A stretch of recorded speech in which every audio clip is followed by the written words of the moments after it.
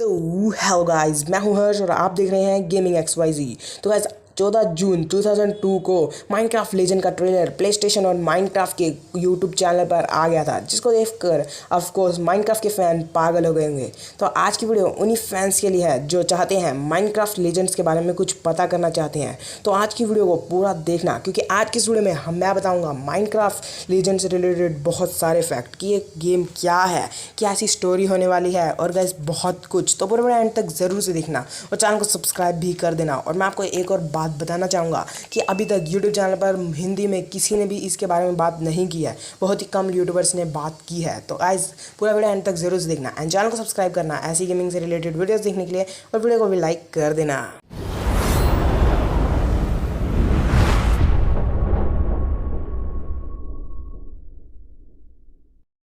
तो गाइज सबसे पहले बात कर लेते हैं कि ये गेम क्या है, व्हाट इज़ दिस गेम। तो गाइज ये गेम माइनक्राफ्ट फ्रेंचाइजी से रिलेट करने वाली गेम है।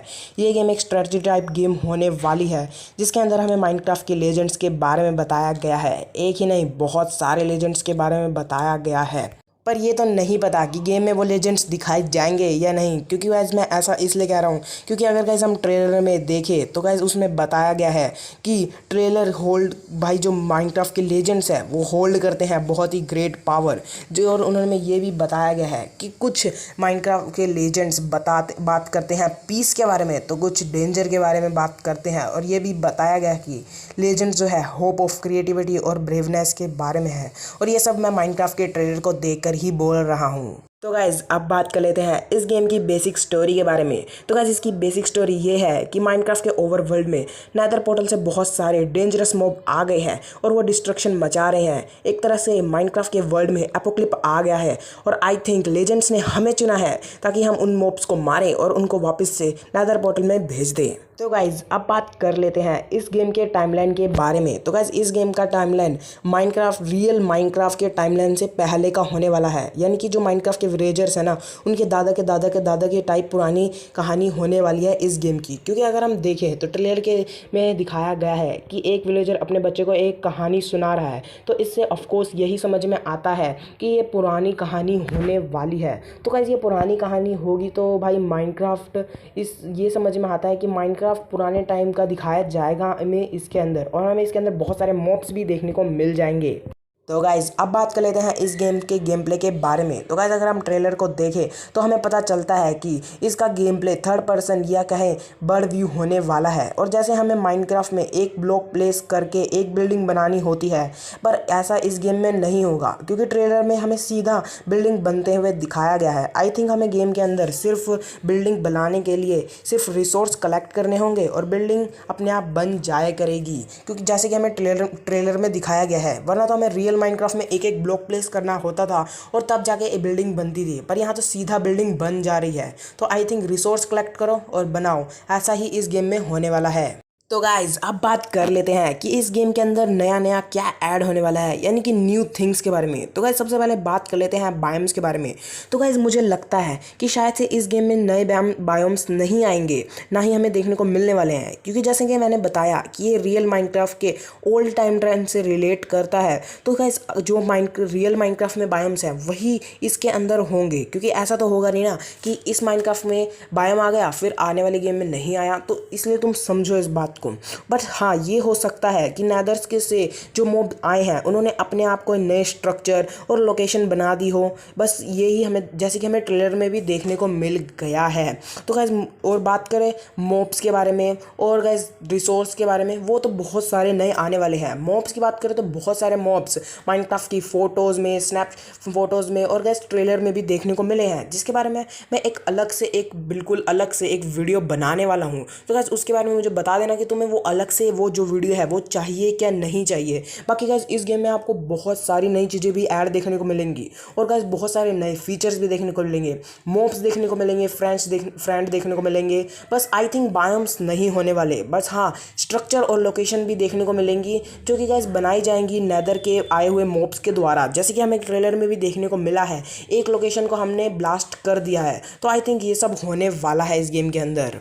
तो गाइज अब मैं बात करने वाला हूँ एक थ्योरी के बारे में। रुको रुको, ये मैंने ही थ्योरी बनाई है, तो इसे रियल और सीरियस मत ले लेना। इसको बस लाइटली और एंटरटेनमेंट पर्पस के लिए लेना, जो क्योंकि मैंने बस ये थ्योरी मजे मजे में बना दी है। इसके अंदर मैं आपको माइनक्राफ्ट के इस नए गेम के बारे में और गाइज कुछ पुराने क्वेश्चंस के बारे में भी बताऊंगा जिसके माइनक्राफ्ट में है। जैसे कि आपने देखा होगा माइनक्राफ्ट के अंदर कुछ स्ट्रक्चर है, डेजर्ट टेम्पल और बहुत सारे ओशियन मोन्यूमेंट। इन सबको हमने तो बनाया नहीं, फिर किसने बनाया? तो इस थ्योरीज में मैं सब कुछ बता दूंगा और ये भी बताऊंगा जो हमारी डूबी हुई शिप्स मिलती है हमें माइनक्राफ्ट के अंदर, जिसके अंदर हमें ट्रेजर मिलता है, वो कहाँ से आई। तो चलो थ्योरी के बारे में जानते हैं, बट इस थ्योरी को बिल्कुल भी सीरियस मत लेना। ये थ्योरी मेरी बनाई हुई है। तो मेरे को ऐसा लगता है कि पुराने टाइम में जो माइनक्राफ्ट में लोग रहते थे वो बहुत ज़्यादा डेवलप्ड होंगे और गाइस उन्होंने गलती से क्रिएट कर लिया होगा नेदर पोर्टल, जिसके अंदर गाइस जिससे ये वाला गेम बना। यानी कि जैसे कि हमें इस गेम में दिखाया गया है कि नेदर से कुछ मॉब्स आए और वहाँ पे डिस्ट्रक्शन किया, वैसे ही गाइस जब उन डेवलप लोगों ने जब नेदर बनाया तो वहाँ से बहुत सारे मॉब्स इधर आ गए ओवर वर्ल्ड में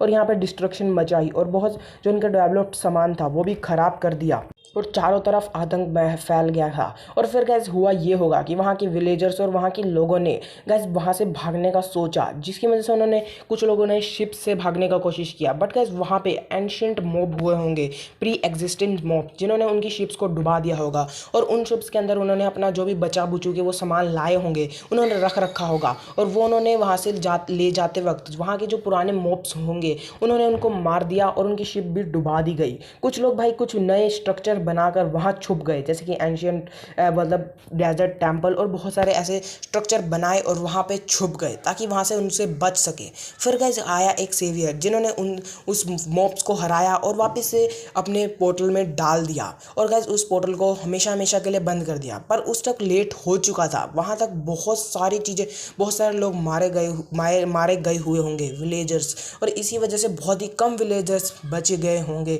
और विलेज बने होंगे। इसलिए हमें गेम के अंदर भी बहुत ही कम तो नहीं, बट हाँ चांसेस तो रहते हैं, कम ही चांसेस रहते हैं विलेजर्स की मिलने का। हमें जो ट्रेजर मिलता है ना और मैप मिलता है ट्रेजर का, वो भी शायद उन्हीं पुराने लोगों ने बनाया होगा अपना खजाना उन लोगों से छुपाने के लिए, ताकि वो उनका खजाना का बाद में यूज़ कर सके। तो बस गाइज यही था माइनक्राफ्ट लेजेंड के बारे में कुछ बातें। बट गाइज मुझे इसके बारे में और भी बहुत सारी चीज़ें पता है कि मैंने इस गेम के ट्रेलर में बहुत सारी नई मॉब्स खोजे हैं, नई कुछ लोकेशंस भी देखी हैं और कुछ नए फीचर्स भी देखे हैं, जिसको मैं अगली वीडियो में कंटिन्यू करूँगा। बट गाइज उससे पहले तुम्हें चैनल को सब्सक्राइब करना होगा और वीडियो को लाइक करना होगा ऐसी वीडियोज़ देखने के लिए। एंड प्लीज़ यार चैनल को सब्सक्राइब और लाइक ज़रूर से कर देना, फिर मैं नेक्स्ट वीडियो में कंटिन्यू ज़रूर से करूँगा। तो मैं मिलता हूँ नेक्स्ट वीडियो में। Till then take care and bye bye.